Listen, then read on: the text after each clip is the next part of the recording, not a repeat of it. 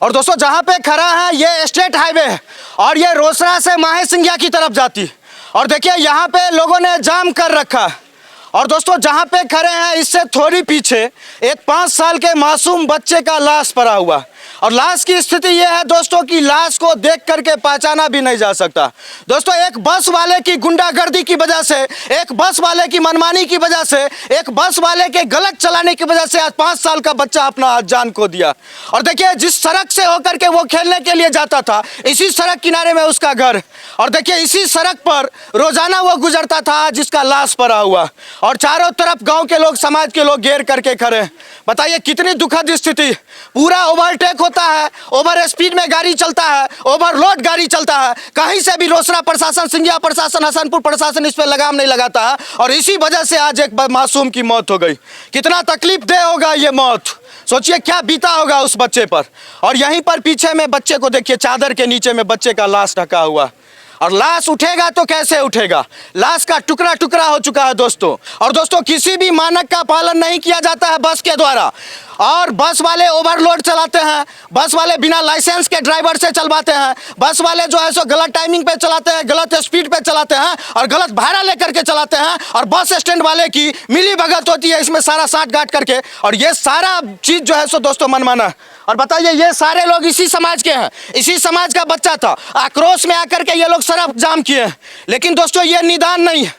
निदान ये होना चाहिए कि पांचोपुर से लेकर के दूधपुरा तक में और बिरहा तक में जितने लोग मरते रहते हैं, हर 2 महीना पे एक्सीडेंट होता है, कोई ट्रक वाला कोई बस वाला चीप के चला जाता है और इसी तरह से सड़क जाम होता है, लाश उड़ता है, बात खत्म हो जाता है। कोई सॉल्यूशन निकलना चाहिए। इन बस वालों के और इस बस स्टैंड वाले के गुंडागर्दी पर रोक लगना चाहिए और ओवर स्पीड चलाने वाले पे कार्रवाई होनी चाहिए। और यहाँ पीछे में प्रशासन पहुंची हुई है, यहाँ के जनप्रतिनिधि पहुंचे हुए हैं।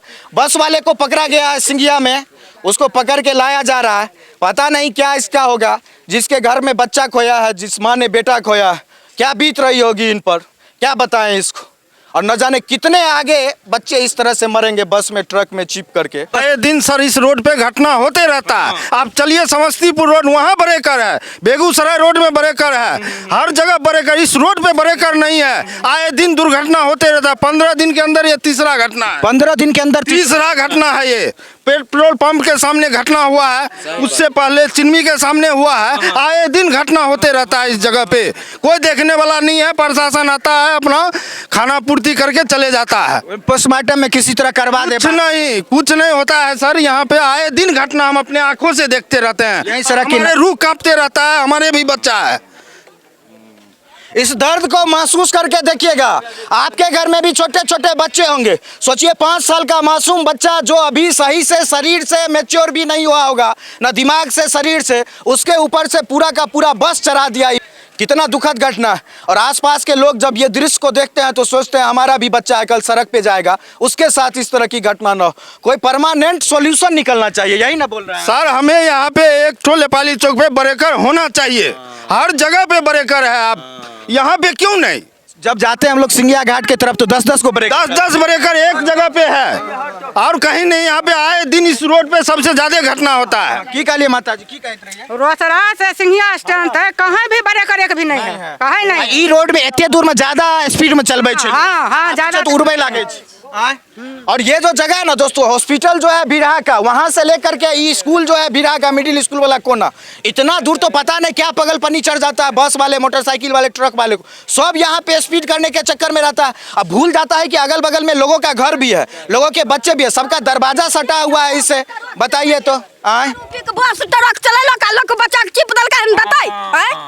और दारू पी के ड्राइवर सभी चल मारे तुम्हारा तो बस वाला के घर खाइल दबे ना के टांग ललकै हन आ चल ले हन आ उ कुछो करतै। उ तो कुत्ता छै। हां ओकरा तो रुपया मिलतै भए गेलै। सबसे तो की कहलिए स्टैंड में दारू चलै छै ना, स्टीयरिंग छुई नहीं सकै छै, बेकार चलै छै। पूरे बिहार में दारू छै। दारू नीतीश बर्बाद करके राज के। ओकरा थाना यहाँ छै, छेबे कैले उ जत्ते थाना वाला छै घूस खा ले छै, बैठ रही छै। और जानते हैं रोसड़ा में है एगो 112।